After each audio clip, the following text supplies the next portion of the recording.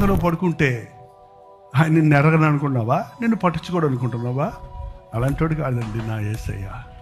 అలాంటోడు కాదు. ప్రాణం ఇచ్చిన ప్రభు, తల్లి కంటే ఎక్కువ ప్రేమించిన ప్రభు. నువ్వు ఏడుస్తుంటే ఏడ్చేవాడు ఆయన, నువ్వు బాధపడుతుంటే బాధపడేవాడు ఆయన. నిన్ను అందరూ ఎగతాళి చేస్తుంటే అందరిలాగా ఎగతాళి చేసేవాడు కాదు. అందరూ వదిలిపెట్టేస్తే వదిలిపెట్టేసేవాడు కాదు. అలాంటోడు కాకపోతే యేసయ్య అసలు ఆయన కోసం బతకలేము. మనం అసలు బతకలేము. మనుషులు నమ్ముకుంటే లోకంలో బతకలేము, పరిస్థితులు నమ్ముకుంటే బతకలేము, లోకాన్ని నమ్ముకుంటే బతకలేము. ఇంతమంది చేసే మనకుండగా ఎప్పుడు ఆయన్ని విడిచిపెట్టకండి. బాధలో కూడా ఆయనే మనకి సమస్తం, అన్నిటిలో ఆయనే సమస్తం.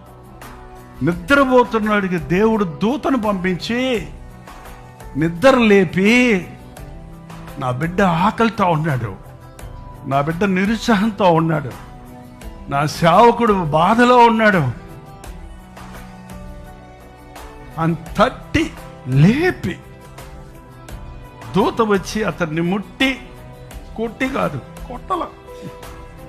కొట్టల అతన్ని ముట్టి మెల్లగా లేపి, ముట్టి నీవు లేచి భోజనం చేయమని చెప్పాను.